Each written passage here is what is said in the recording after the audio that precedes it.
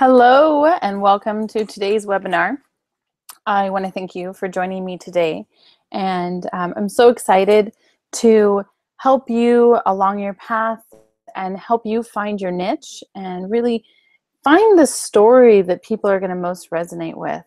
I've found that really the true connection that we get with our clients comes from us being vulnerable and authentic and having your experiences reflect what you're helping your clients with. Those are the people that are going to be most drawn to you.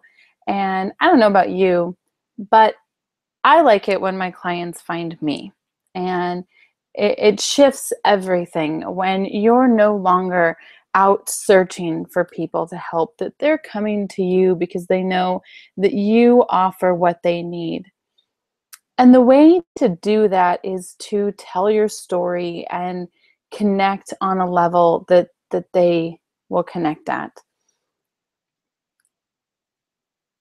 Who knows what people connect at, right? Well, it's not about what happened, when it happened. We have a tendency to tell our story in a chronological order, and that keeps people from connecting to it. They're looking for authenticity. They're looking for a genuine connection with you. Trust is one of the number one things that we need to have as coaches, as you, I'm sure, know. Without trust, your client isn't going to let you in. They're not going to open up to you. So creating trust is the first thing, and I am trained through the ICF, and one of the core competencies is trust and intimacy. That as a coach, it's our job to make our clients feel comfortable and feel like they can trust us, that they're in a safe place to open up and to share the things that are really bringing them into a place of discomfort or pain. That's our job, is to make a safe place. So I'm going to talk to you today about how to tell your story in a way that people connect with. And people connect with emotions more than anything else. Someone can be talking about something completely unrelated, and you'll connect to a time that you felt that way also. So I'm going to start by going back into my story. And in case you weren't here when I told it last time, I'm going to go ahead and tell it again and then use it as an example of how I used my story to find my niche. So here we go. My story started when I was about 3 years old. And I woke up one night. My older brother, who is 2 years older than me, came in and said, Katie, wake up. Mom and Dad are fighting again. Get the baby. So I got up and I went and picked up my little brother out of his crib. He wasn't, probably not even a year yet. He couldn't walk. And so I picked him up, and I remember being so scared and just, I didn't want to make him matter, but I didn't want to stay. I didn't want to stay right there listening to them yelling and screaming. So we left through the back door and went to our neighbor's house, and we could hear them screaming from there. And we rang a doorbell, and she must have been accustomed to us coming over because she opened up the door and she sat on the front porch with us, and she talked to us about how everything was going to be okay, and that our parents just didn't know what to do, and they're having a hard time, and it has nothing to do with us. And I felt so comforted by her. I felt like I was in a safe place. And in that moment, I stopped associating home as my safe place. I didn't want my parents to fight anymore. I didn't want my brother, my baby brother, who I adored, I didn't want him to go through that. I didn't want to cause any problems for anyone. So I started hiding my feelings. I didn't share what I was thinking or what I was feeling. I pulled in. I stopped telling my parents how I really felt. I became what they called a grumpy bear. And looking back now, what I can see is that what happened is I pulled in. I decided that I couldn't tell anyone how I felt because it would upset them. I didn't want them to fight. I didn't want them to be sad. And so I started self-soothing. It all stayed inside of me. And I would spin around and whatever, when I would get upset, it would just build and it would cause me just come off as grumpy all the time. And I would be upset about something and I wouldn't tell anybody that I was upset about it. And I would just sit and fester and get madder and madder or sadder and sadder. And it, I didn't know it then, but it left me alone and scared and just really feeling like there was nobody that I could go to. When I was 6, we moved away from that neighbor. And from that point on, I didn't really connect fully to people. I didn't feel safe. I didn't feel like anyone would understand. I didn't want to upset anyone. So I pulled in. Fast forward to 15 years old. It's a very pivotal point for a lot of people. I'm standing in my bathroom holding a positive pregnancy test and not knowing what to do. What do I do? Who do I tell? I didn't tell anybody anything. I wasn't used to telling anyone what was going on in my life. At 15, in order to end up pregnant, you gotta kind of be hiding some stuff. And I had been hiding everything. I had been hiding my feelings, hiding my actions. I didn't value my parents' opinion because I didn't need them. I hadn't needed them for a long time. And so here I am holding this test, not knowing what to do, but knowing that there was no question in my mind that I was going to become a mom. And I didn't know how to do that. I knew that I didn't want to be like my mom. I knew I wanted to be like all the other moms that I saw that were perfect, because everybody else looked perfect compared to my life. Everyone else had the clothes, the cars, the after school activities. They were in ballet or they were in soccer or they were really good at art, or their parents picked them up every day and their parents took them everywhere and did everything that they ever wanted them to do. So I set out on the path of it's time to be a perfect mom. And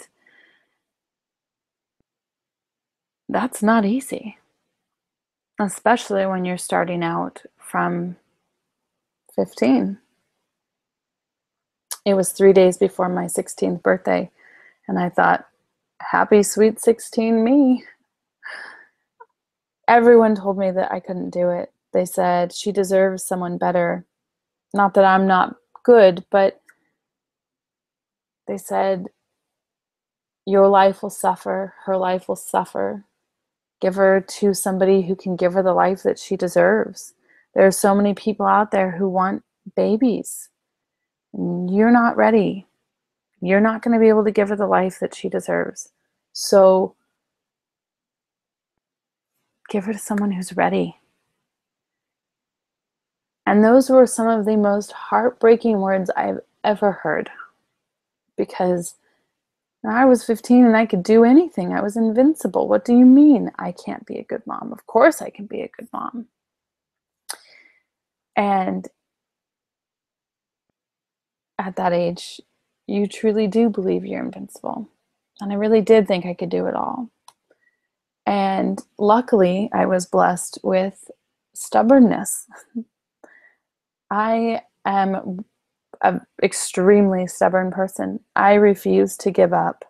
I refuse to let others define me. And when they told me I couldn't do it, by God, I was going to do it. And not in the grumpy bear way, but in the I'll show you, I can do this. She will be the happiest little girl ever. So I set out to do everything I could to ensure that my daughter was happy. Anything that I could do, I would do it. I catered to her. I revolved my life around her.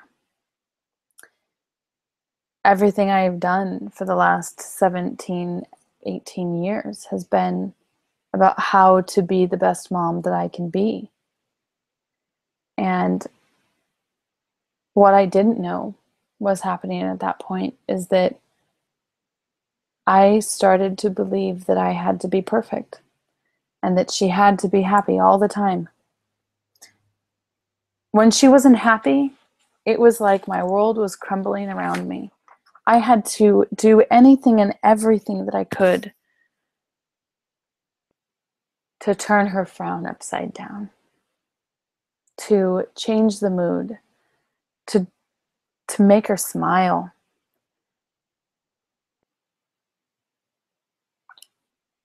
And it was working. I think I was blessed with an extremely easygoing kid. She has always been so kind and so obedient, and the problems a lot of people deal with is with teenagers, I don't have to deal with, because this girl, when I told her no, she listened. When she was a baby, she would crawl to touch the VCR and put things in it and say, no, no, no, not okay, not okay, we don't put anything in there. And she wouldn't try it again. It was a blessing. And it helped me feel like I was doing a good job. It really helped me build some confidence because she was so good. So I kept looking. What else? It was things like good moms read at night. Every night. Good moms take their kids on walks. Good moms have schedules. Good moms put their kids first and their job second. Good moms have fun. Good moms spend time. And so I really focused on these things. It was my world revolved around it. And I ended up meeting a wonderful man when I was 18, and I got married when I was 20. So kind, so loving and giving, and just accepted her as his own and accepted me as I was. And I thought, I've found it all. I've got my white picket fence. I've got my kids. At this point, I went to culinary school. I found my passion. I became a pastry chef. We had 2 more kids. Life was good, except for me. On the outside, it looked like everything had come together and I had defied all odds. I had it all. I had the job, the husband, the kids, the house, the dog. It all looked good. The only problem is that I was missing me. I was doing everything for everyone except for me. I was sleep deprived. I was stressed out. I was depressed and overweight, tired beyond the ability to do what I needed to do. it all came at a toll of my sanity. And things started slipping. I wasn't able to be perfect anymore. Life wasn't accommodating me as well as it always had. And I remember the day that I decided I could no longer do it anymore. I was supposed to be packing for our anniversary trip. It had been, let's see, 10 years since our first date at that point. Maybe 9. And I was supposed to be packing to go on our trip, and I couldn't do it. It was too painful. I couldn't imagine going on this trip with someone who, although he was kind and wonderful, he did not know me. He didn't know me because I'd never shown him me. I was always afraid of being judged. He made choices that, at the cost of my sanity, without taking me into consideration.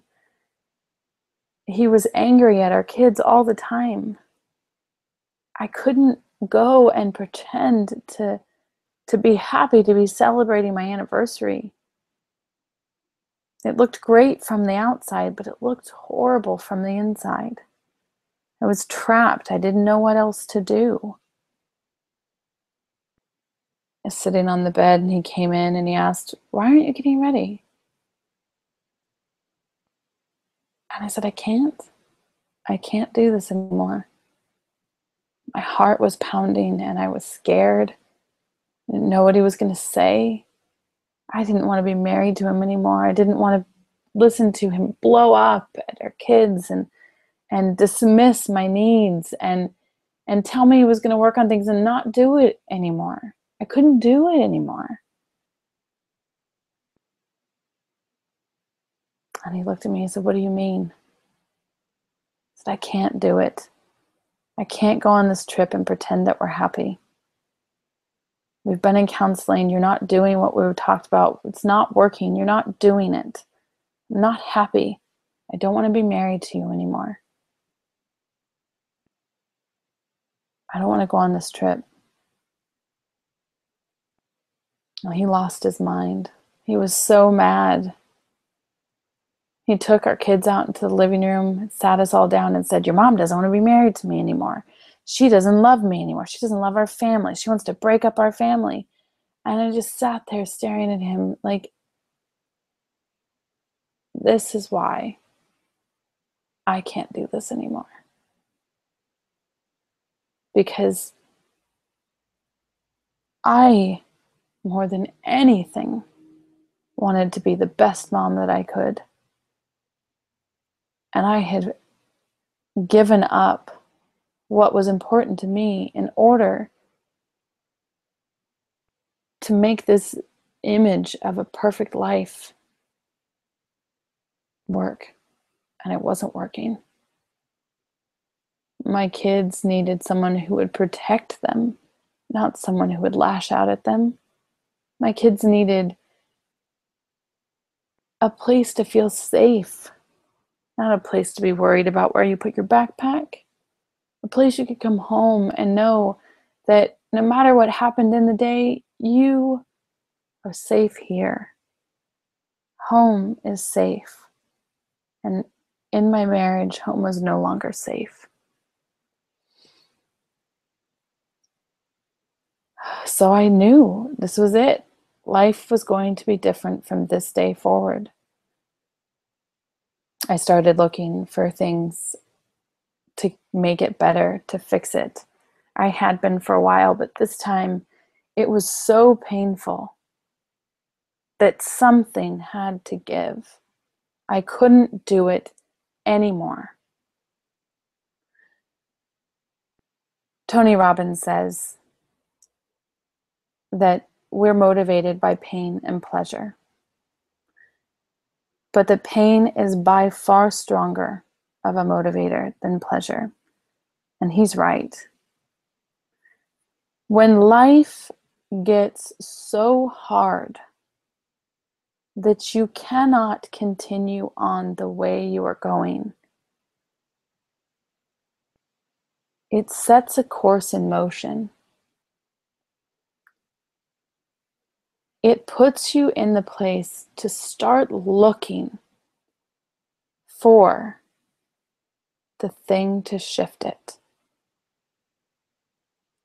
You start looking for a way to make it better. And that's what I did. I started looking for anything and everything that could make the pain lessen. And little things, things that I didn't expect to be the shifters, really helped. It was things like putting me first. It was very counterintuitive to start looking at me. What did I need? They say the woman is the metronome of a family, and how she feels is how the family feels. I'd heard that just before I decided that I couldn't do it anymore. My kids, no matter how perfect things were on the outside, if I was not happy, they could not be happy. They might be happy in different areas of their life, but the core of their home was not happy. So I started looking into what will make me happy. I needed to have fun. Fun for me.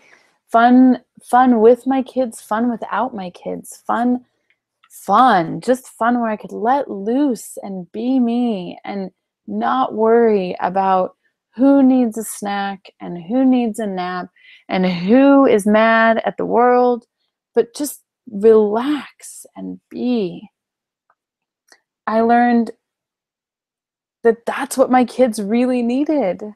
They needed parents, at least one, if not both, that were in connection with themselves, with who they were.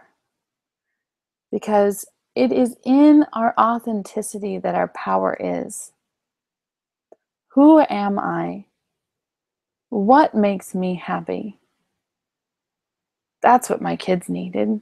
They needed to see me live the life that I want my kids to live. I want my kids to have an amazing life. I never want them to stop having fun. I never want there to be a day that goes by that there hasn't been a smile on their face. And the best way to teach my kids how to do that is to learn how to do it myself. I learned to see my relationship from a new perspective. He was a good man, but everybody's flawed. And I learned through that process of divorce and just resetting my life and being there, and relationships are strong no matter how weak they are. The bond is there. We are intertwined. Our thoughts are with that person all the time. Our days are revolved around that person and the life that we share. So breakups are so painful because you have to untangle all of that. And when you untangle all of that, for the first time, maybe, you see yourself clearly. I was able to see myself without his perception, without concern of his reaction. When I wanted to go kayak, I could now go kayak even if he didn't feel like it. I could finally start doing things that I enjoyed. I believe you can do that in a relationship. It takes a lot of strength and a lot of willingness to learn together. But the connection that you have with someone can only be magnified by you having a strong connection with yourself. And that was huge for me to learn that. It's something that I had never fully grasped, and it changed everything. I started to look at life from a new perspective, not one of a victim anymore. I had been looking at how life had done things that caused me to be in positions I didn't want to be in.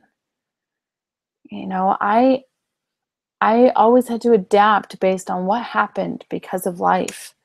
And my view of that was so skewed to feeling as though I had been gypped in some way, shape, or form. This isn't what it was supposed to be like. Either I was mad at myself for not thinking all the way through things like sex as a teenager, or not thinking all the way through what it meant to be married and who I was marrying. I was mad at myself, and I was mad at my mom and my dad for not showing me that. And as this search came over the years of after my divorce, I learned to see life as it's all there for you. Everything is there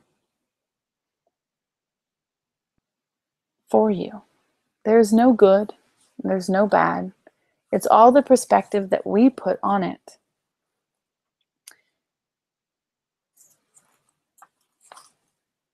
When the real big aha for me,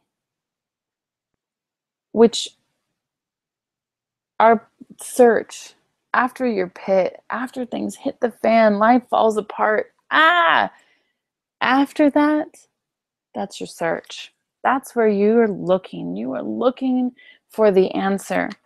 And it can be really frustrating because sometimes you think you've found the key, you found the answer to really being able to enjoy your life and live it to the fullest and have everything you'd ever wanted. And then it didn't work. And then something happens and life hits you again and again and again and again and again. And your search is full of looking and thinking you found, and then finding out that that wasn't it. And then looking and finding something else and finding out that wasn't it either. But every single one of those steps, every single one of those things you find along the way is a key. It's a key to what gets you where you need to go, through the next door. Life is always presenting us with doors.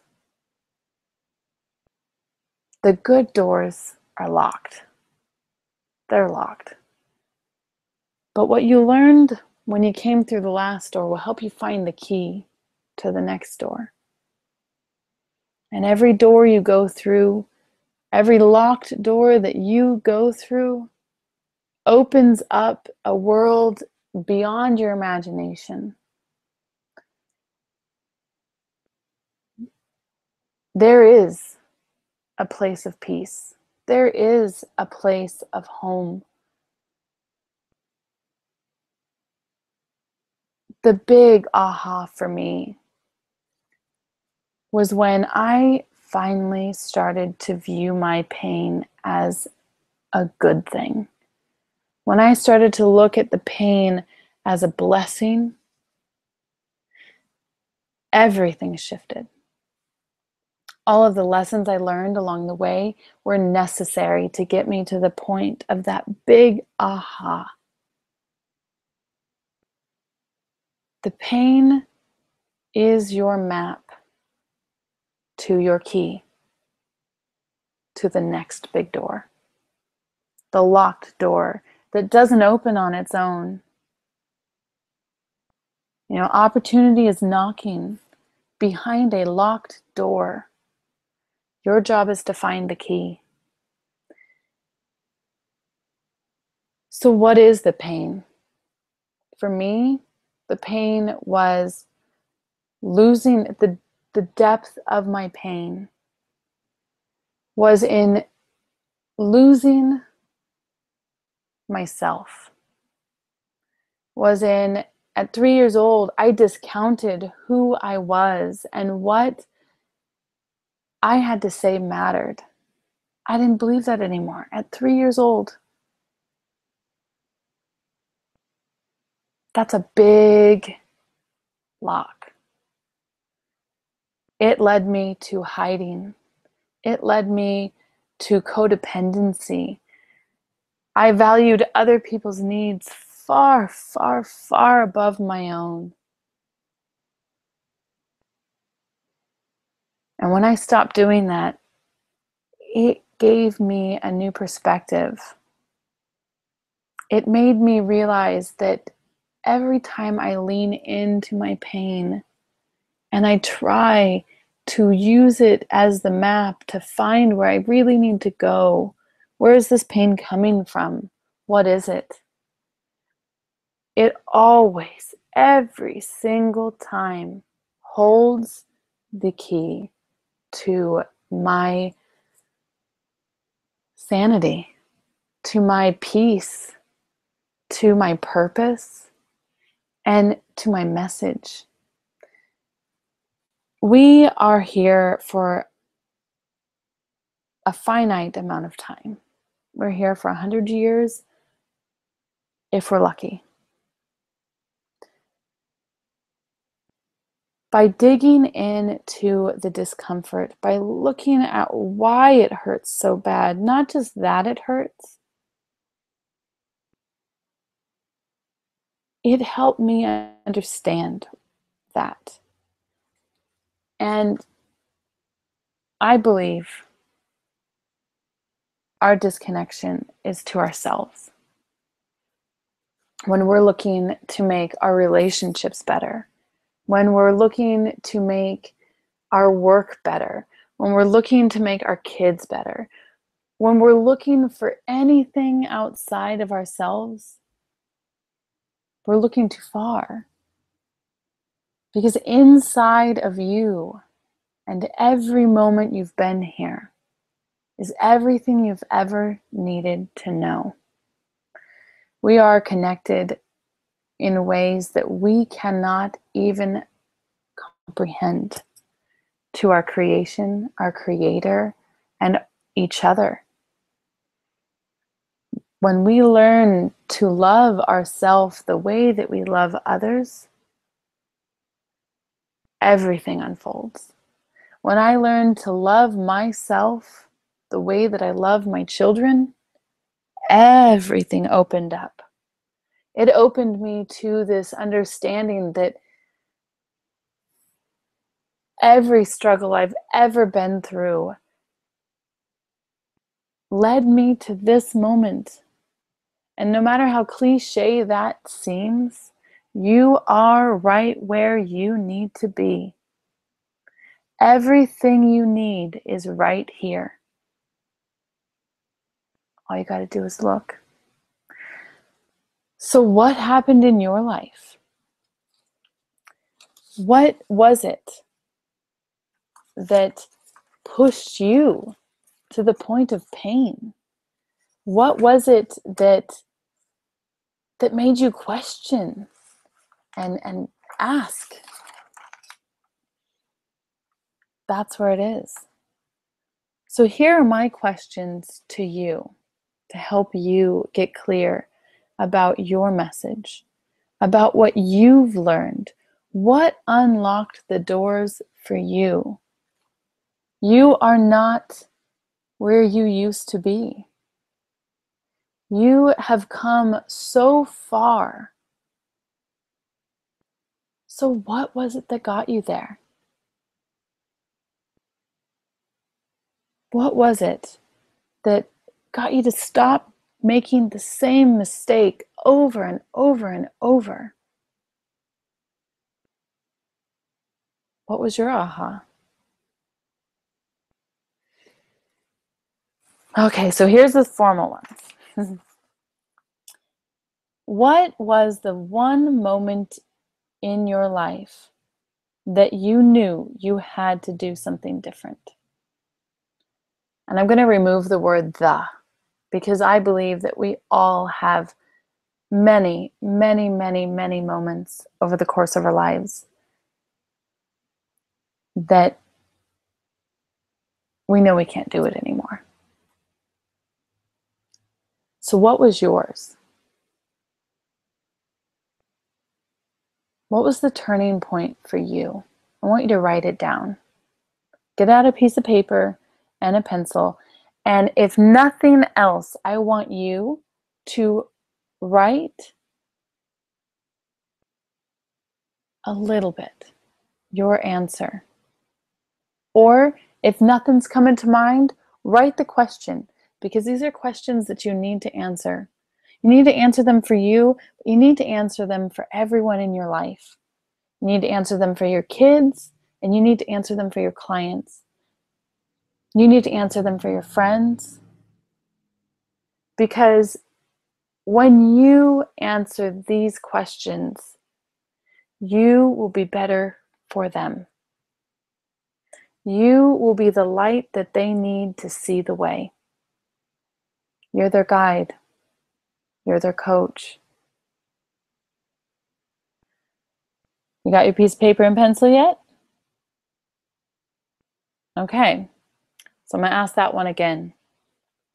What was a moment in your life that you knew you had to do something different? That something had to change? I'm going to give you a minute to fill that out.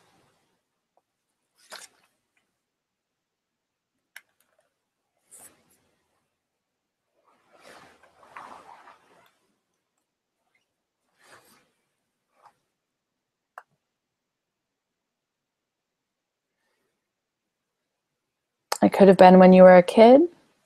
It could have been as an adult. What was it for you?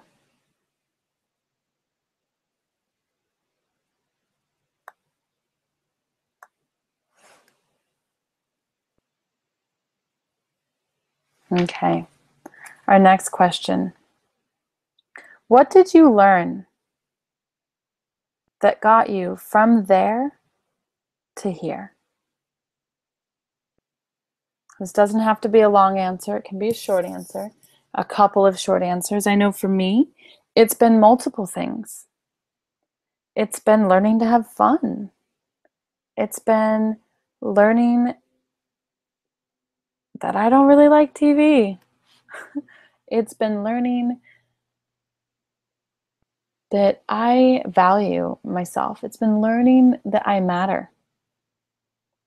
It's been learning that sleep matters. It's been so many things. So what was it? What were some of the things that got you from that point of despair to where you are today?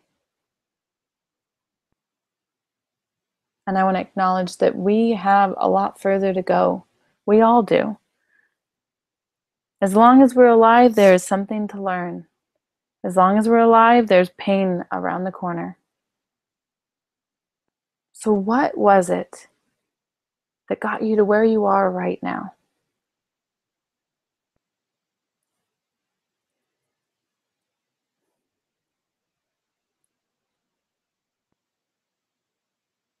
Come up with at least three.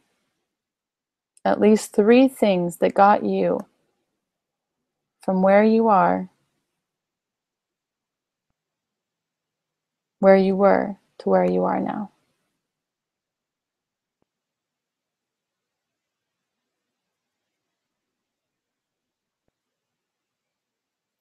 Okay. So the next one is, what advice would you give you then from you now? What do you wish you could have told yourself when you were going through that time?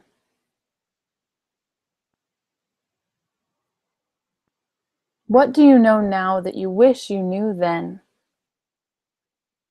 I want you to come up with 3 things that you would tell yourself.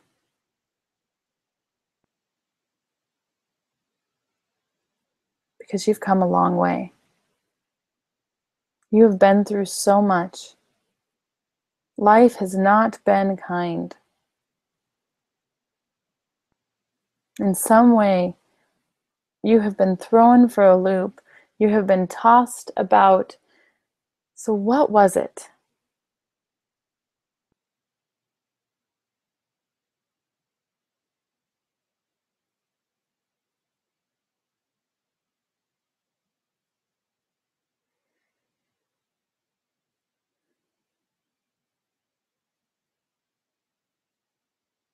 You have your 3 things yet?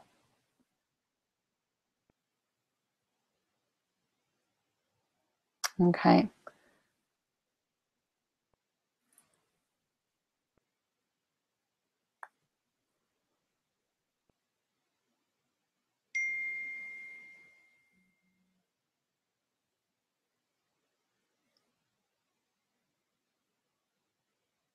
And tell me one of your aha moments. What was a moment that you go, this, oh my gosh, I have been waiting for this moment all along?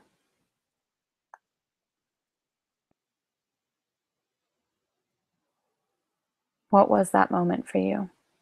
What was something that just rang so true to the core of your being?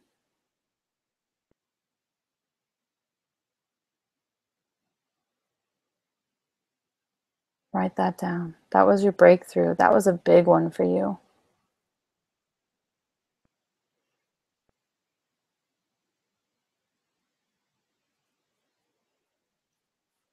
So now that we've gone through all that, I want you to look at those things, what it was that you really went through that has come together full circle. Because this is your niche. What you have been through is what qualifies you to do and be and help other people with issues, whether they're the same ones as yours or they relate on an emotional level to your story. Your story is your key for connection.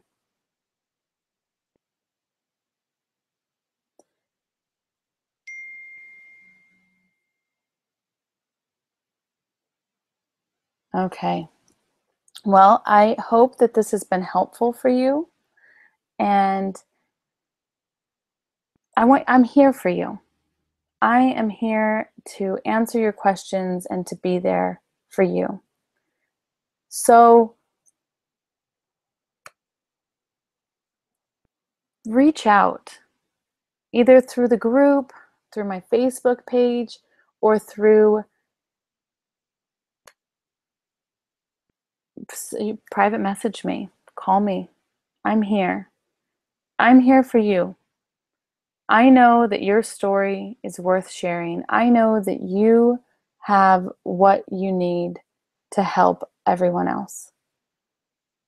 And when you stand firmly in who you are, everything will become clear. All my love, hang in there, reach out, and know that you're not alone. We're in this together. Have a great week. I'll see you next week. Bye.